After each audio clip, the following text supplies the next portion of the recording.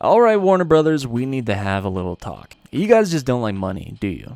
Ladies and gentlemen, my name is Sen. Welcome back to the channel. For today's video, I wanted to chat a little bit about Batman Beyond, one of my personal favorite shows from childhood, and how Warner Brothers has a perfect recipe for a movie with just the first 2 episodes. This video came to be because of an image that circulated around about a potential Batman Beyond movie animated in a similar style to the Spider-Verse films, and myself as well as all the other fans of the show would love to see this. I remember seeing something about the idea being canned, but recently saw a Reddit post that it was less of a no and more of a maybe kind of situation. Regardless, I want to have a little fun with the IP and lay the groundwork for my imaginary Batman Beyond movie. Like I said, the first 2 episodes of season 1 is a perfect framework to follow. One of the first things I wanted to mention was that I think it's more than fine for this movie to be a origin story. Sure, a lot of us fans of the character know how Terry McGinnis takes the mantle of Batman, but you also have to realize that it's been 25 years since the birth of that character, and it's not as if Warner Brothers has been making continuous use of the character. There's plenty of people that know next to nothing about Batman Beyond.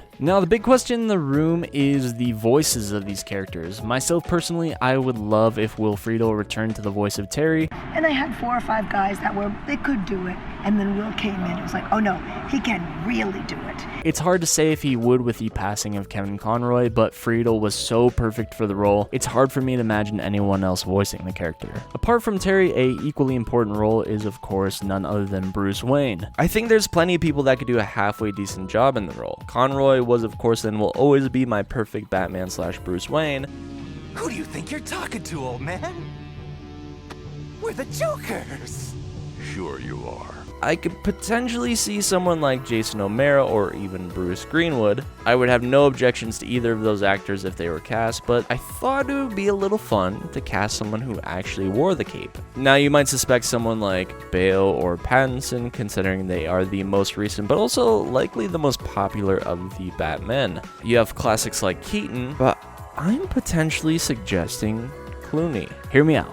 George Clooney was once upon a time a Batman of yesteryear in the film Batman and Robin, you know, the one everyone hates. We just need Clooney's voice, and having him be a through line of being a Batman is already cool enough to begin with, and it's possible now that he's older, he could potentially fit that older Bruce Wayne, on top of giving the actor in question a bit of redemption for his previous role. The fact that Clooney came back for the character in The Flash could mean that there's a potential doorway open for this. If you have any better ideas for a older Bruce, leave it in the comments. I'm more than willing to hear you out. I think we can move on to story beats. It's definitely it feels bad when a date that once used to feel like the distant future has kind of come and gone. Because Rebirth initially starts out with a middle-aged Batman in the year 2019. You feel old yet? I do. Ladies and gentlemen, we are witnessing Bruce's final night as Batman. We were given such a simple but effective way of setting up this series of events. Shot of a warehouse with a backing audio from a TV showing a clearly older Bruce Wayne avoiding the corporate takeover of Wayne Industries. This also sets up the character Derek Powers to return in a future scene. Cutting to the next portion of the news about Bunny Vreeland being kidnapped, pulling back away from the TV to reveal her in the warehouse. Still no word from the kidnappers of debutante Bunny Vreeland following a ransom payment of $5 million. Hey kid, you're on TV. Also, nice reference to one of Bruce's friends, Veronica Vreeland. Batman then emerges to dispatch these kidnappers in the Beyond style suit. More than anything, I would love to show off a type of horror movie choreography as Batman takes out these thugs. It's always just a nice touch for me as a fan to see Batman shot in this way. And let me say, in this scene, things continue as usual. Bruce just takes everyone out, and right as he's rescuing the captive Bunny Vreeland, he is caught unawares and knocked aside. Batman goes to pursue this foe, but is impeded by what would seem to be cardiac problems of some type. He's knocked to the ground and can only save his skin by threatening someone with the one thing Batman would swear to never use: a gun. The tool that took away his parents from him. He doesn't say anything, but he doesn't need to. He may have saved the day, but at the cost of what he believes in. We move on over to a scene of him closing shot. There's so much going on in this intro, but it doesn't feel rushed or out of place, and much like a character needs a reason to be deployed, we also need the reason why Bruce stops being Batman. And even though it's as simple as it is, it doesn't do anything to undermine the character. One of the very things that motivates Bruce to be Batman is the very same reason he stopped. You grabbed power, and with that power, we've made a world where no 8-year-old boy will ever lose his parents. because of some punk with a gun. And that was just the first 3 minutes of the show. You could even do a job to show a younger version of Bruce as Batman to show the contrast of what he's become. You really don't need to do much to change things here. We then fade into 20 years in the future, and while I want to keep the things that make Bruce stop being Batman, everything from this point can have a little bit of wiggle room. The rest of this episode is really just dedicated to Terry and flesh out the world and motivations to get behind Terry becoming Batman. We see things like the takeover of Wayne Enterprise and the streets are infested with the Joker's gang. But we also know who Terry as a person is and a bit of his high school life. He's hot-headed, has a temper, but he knows the right thing to do. A small change I want to make here is don't have Dana be his girlfriend right away. It could be sort of a part-way through thing. We kind of build up that relationship as we go throughout the movie. Sure, establish her character and give her some relationship with Terry. Set up everything that needs to be set up the nerve gas plotline and stuff going on with Warren, Terry's father. Give the audience a sense that Derek Powers is a guy with clearly some shady business practices. But before we one for one just recite both episodes, let's get into some fan crafting of the story, just so it's not a carbon copy. If they wanted to do that, I think Warner Brothers could, and I don't really think anyone would see this as too big a problem, just because the first 2 episodes are as solid a story as they are. Make your usual fade into 20 years into the future, but start off with Terry's high school life. A minor change I would like to make right away is having Max be Terry's friend right off the bat, so he has someone to talk to throughout the course of the movie and give him insight on a personal level when he's struggling with understanding something or just needs a different perspective. Cree Summers once again would absolutely be perfect. I loved her in the original show. I would be over the moon to hear these two characters interacting with each other once again in a non-22 minute format. They could honestly be talking about whatever. Just one thing, McGinnis. You call me Robin, and I'm out of here. No problem, Alfred. I'm pretty sure from episode 1 Terry and Dana are dating, but let's remove that. They're definitely for sure romantically interested in one another, but let's have them be somewhat of a middle ground, where they both like each other but aren't quite dating yet. Dana passes by the two of them on their way to school saying hi to Terry and Max.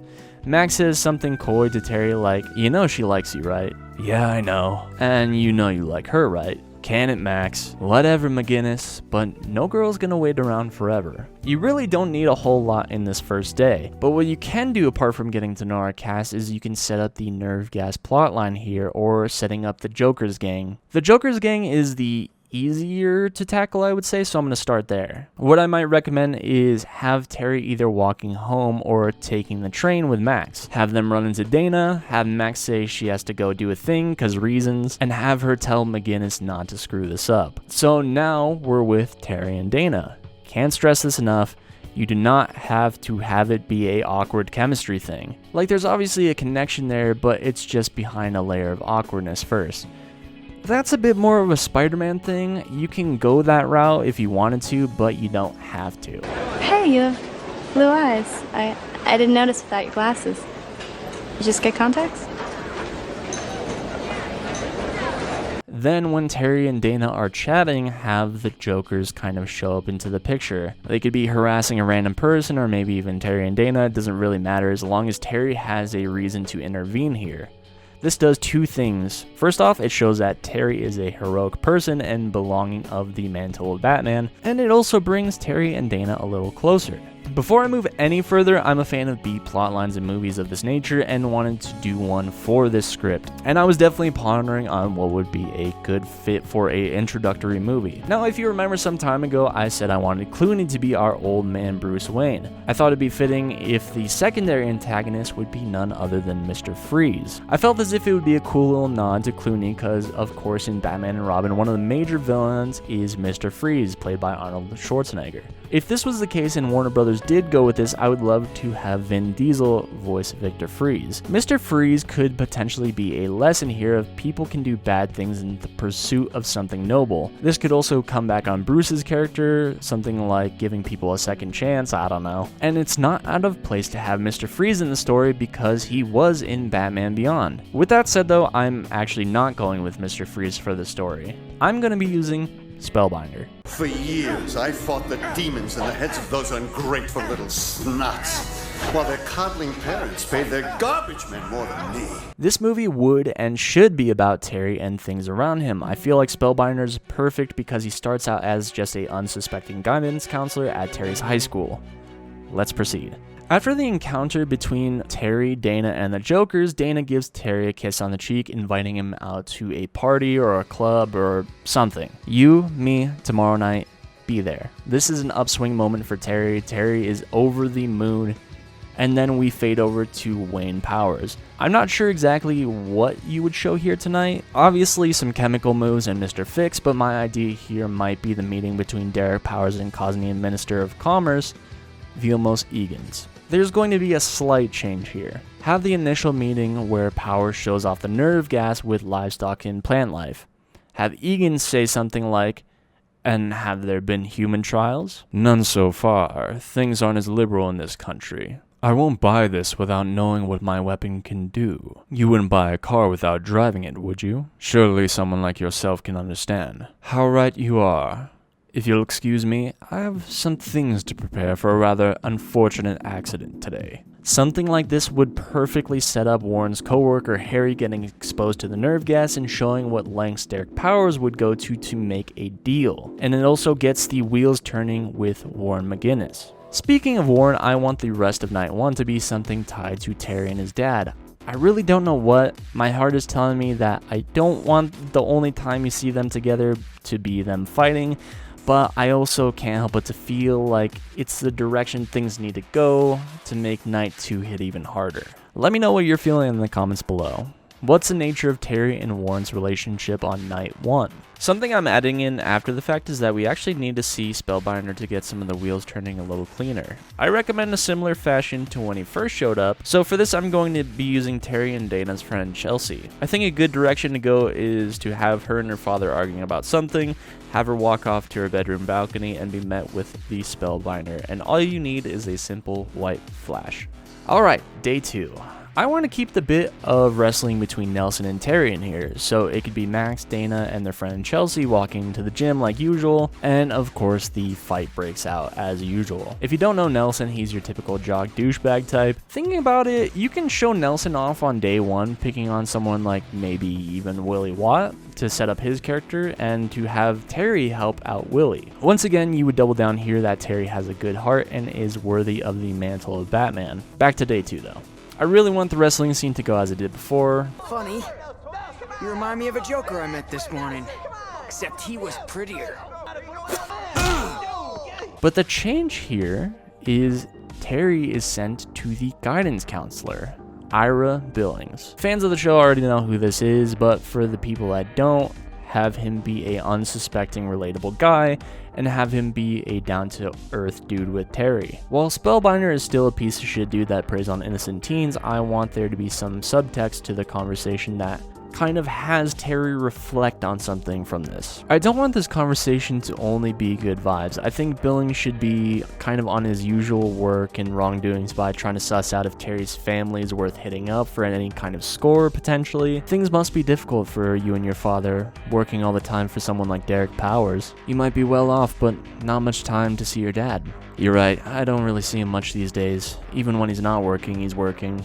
And we're not all that well off. Because of that little comment, that would take Terry off Spellbinder's radar for potential targets. The next piece in the conversation between them, I'm kind of on the fence about, but I think it would be good if Terry made a remark about Dana and her family potentially being pretty well off, and how Terry doesn't feel like he's worth her time, showing a very human insecurity from our main character. This line could lead towards a sort of domino effect that could potentially put Dana in harm's way. The conversation could come to a good end with Billings saying that he'll still need to meet with Terry's father tomorrow after school. We fade back to Wayne Powers. This segment we're going to keep relatively the same here. Warren's co-worker asked to meet up. Harry slips Warren the disc, Mr. Fix and guards sedate Harry and tries to kind of take him away. Then fade into a conversation with Warren and Derek Powers. Harry simply suffered an allergic reaction to a chemical compound in the lab. Shook him up a bit, but he's under the best of care. That's great. When can I see him? Monday morning, first thing. Before I forget, there seems to be a file missing from Harry's records. Would you know where it is? No, sir, I have no idea. No. Of course not. The events continue as normal. Warren gets home, Terry says he's going out, Warren says no, and so on. Dad, I gotta go out. You're grounded, remember? I didn't start the fight. I'll hear all about it when we meet with your counselor again. Mom would hear me out. You're not living with your mom. Don't remind me. That's your problem right there. You can't control your temper, and you'd better if you expect to get anywhere in life. Yeah, I'll be a big success, just like you. I'm bailing. The flow of the movie will continue as the show did for a bit. Terry goes to the club or the party to meet up with Dana for his date, and the Jokers show up. Another change I want to make here is that usually Chelsea is waiting with Dana in line here. I want Terry to get there and say, hey, I thought Chelsea was supposed to be with you. Yeah, she was, but she's in solitary for trying to hawk some of her old man stuff. Didn't think she was the type. Neither did I. The Jokers chase Terry around town as usual, finding their way to Wayne Manor, where both Bruce and Terry fight off the Jokers as usual. The dominoes keep falling in their usual order. Terry helps Bruce, finds out he's Batman, and gets kicked out. And of course, Terry heads home to the horrific scene of his father's death. Mom, what happened? A robbery. The police say it's the Jokers. They surprised your father. Where is he? Where's Dad? Honey, Dad? Dad! The next little tidbit that I'm going to add is the scene after, where Matt is watching TV. I'm going to add a little bit of one of Terry's classmates stealing. It doesn't have to linger on this for all that long, and you don't have to even make Terry notice this initially. The classmate can either be stealing from the family or shoplifting or whatever. It just continues to set up the Spellbinder plotline in the background. Once again, I'm going to say for the rest of the night, things proceed normally. I can't stress enough how solid the skeletal framework of this show already is. you've got to stop. I should have been there. I could have helped him. I could have done something. No. Yes! I'm not afraid of those guys. We could have fought them off, me and Dad. We could have fought. I yelled at him, Mom. He grounded me and I wouldn't listen. The things I said. Day 3 is where we have a little bit more stretching to do. All that is typically in the show is that Terry moves the things, finds the disc related to the information about the nerve gas, and brings it to Wayne.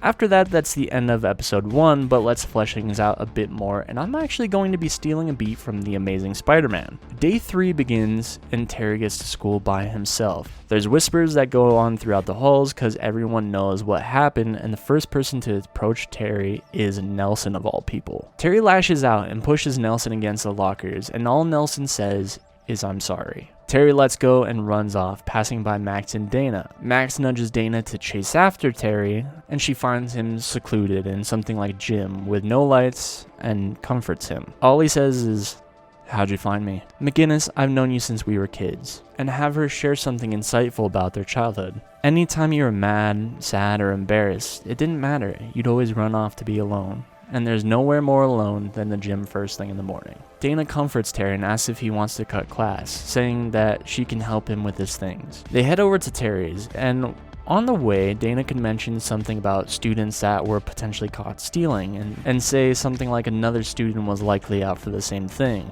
They eventually make it to Terry's, and his mom is still home looking through all of Warren's old things. Terry and Dana walk in the door saying, "I didn't expect you to be here," and his mother replying that she could say the same for him. "Where's Matt?"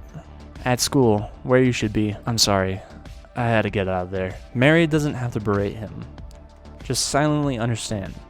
It's alright. Dana interjects here, saying that she wanted to help Terry unpack, and have his mother mention that she's a keeper. Terry is of course embarrassed by this bit, and while Dana and Mary hit it off a bit, have this be the scene where Terry finds the disc about the nerve gas, asking for a ride to Wayne Manor. Dana drops Terry off, and he gives her a kiss on the cheek, saying that if anything happens, he'll call. The next change I'm going to throw in is on the way home from dropping off Terry, Dana encounters the Spellbinder and is greeted with a flash of light. From that though, we continue on with more of the usual. He's using my company to make nerve gas. After that, Terry gets shaken down for the disc, and more determined now than ever, Terry heads back to Wayne Manor and finally dons the costume of Batman. We of course get some tasteful shots of Terry traversing through Neo-Gotham City, finding our way to Wayne Powers. This is of course where Terry gets further information, and honestly this could be the second half of the meeting of Powers and Egan's. Mr. Fix, Any word on the kid? Not yet, but they're looking. I don't have to tell you how important this deal is to Wayne Powers. It's going to open up the entire Eastern Bloc for us, so I don't need it spoiled by a snot-nosed punk.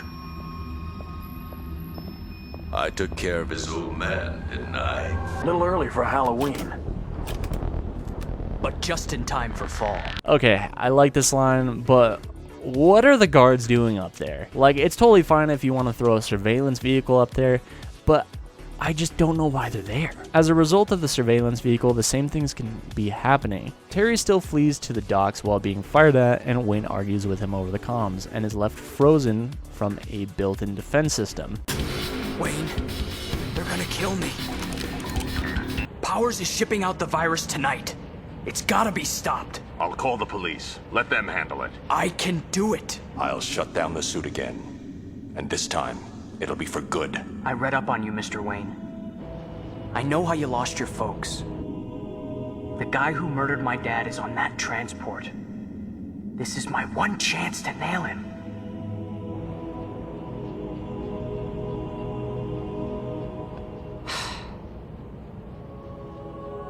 The hover pads are in the northeast sector. Wish me luck. Good luck. We move on to the pinnacle of episode 2 with Batman attempting to shut down the docks. In the most poetic portion of the episode, Powers sends out Mr. Fix to send out the order of the nerve gas. He is then exposed to it himself. Terry then leaves Powers to his own devices and is in pursuit of Fix. We then have the iconic scene / showdown between Fix and Batman. You're pretty strong for some clown who thinks he's Batman. I am Batman. We could get a sly, "Good work, kid," from Bruce, and he could say something that tips Terry off to think about Dana, like, this is a date that will be marked in history as the return of Batman. He could honestly say anything as long as it makes him think of Dana. Terry goes to call Dana, immediately getting sent to voicemail, which would then lead to Terry heading to Dana's house, being of course greeted with a punch in the face from her father. Where is she, McGinnis? Where's my daughter? Dana? I don't know. She was supposed to be with you last night, but she never came home. She didn't?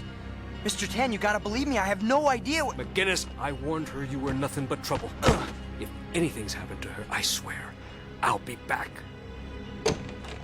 Bruce, I need you to ping this number's last location. Bruce gives Terry the address and some additional information of the last location Dana's number was at. Last being rented out by a Dr. Ira Billings. Terry's face is filled with shock. He's putting the pieces together. I can't believe I got her involved in this. Now you sound like Batman. What? I've been right where you are. More times than I care to count. And like you said, there's no way you could have stopped her. This then adds a layer of guilt onto Terry's character, putting Dana in this situation, because if he didn't bring her up, she wouldn't have gotten into this situation to begin with. We then have our final showdown of the movie. Terry finds the Spellbinder's hideout, and it's not just Dana, but a number of other kids as well. You can actually pull a lot of notes from the actual episode of Spellbinder's first showing. There's a lot you can actually do with the combat of this character, because you can pull a lot of similar beats from something like Mysterio, and have to use Bruce as Terry's eyes and ears. But I think it'd be more than a good idea to have the vid link severed and have Terry trust in his own instincts, showing that he's a capable Batman by himself. Of course, Terry saves the day, setting free all the captive kids, and the day is saved from the Spellbinder, but we aren't quite done yet. We fade out to the exterior of the building, met with the GCPD and also paramedics, paired with a news report. Terry greets Dana as she's being escorted out of the building.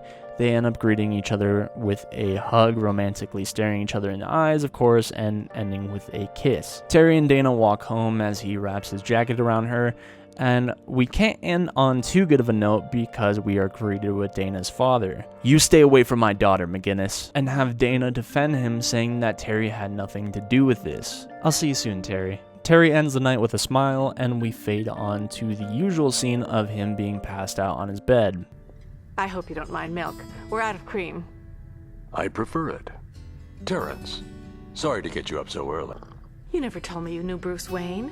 Well, actually, Why I owe this boy my life. He defended me against a bunch of hooligans once. I tried to reward him, but he absolutely refused. Mr. Wayne wants to offer you a job. A job? It's not much, mind you. I find that in my old age, I could use a part-time assistant. You know, a gopher. Go for this, go for that. An ally, as it were. Would you be interested? Well, of course he would. Wouldn't you, honey? I mean, to work with someone as famous as Mr. Wayne. Sure. I warn you, I can be a difficult taskmaster. I accept nothing short of excellence from all who work for me. I think I can handle it.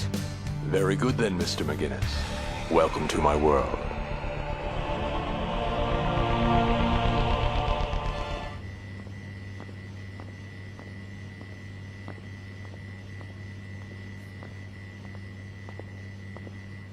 The good news is the radiation seems to have completely eradicated the virus. What's the bad news?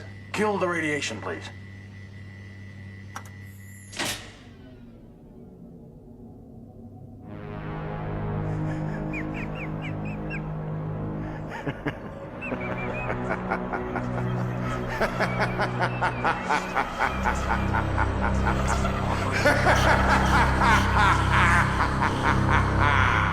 Ladies and gentlemen, that is my rough idea of a potential Batman Beyond movie that we could see. Obviously, the concept art for the movie had a character like Ink in the mix, and while I think Ink is a fine inclusion, I honestly prefer mine a little bit more. Let me know what you guys think, and if you guys have any rough ideas of your own. If you guys want to see more, remember check out the rest of the channel. In the description, there's links to not just my channel, but my friends' channels as well.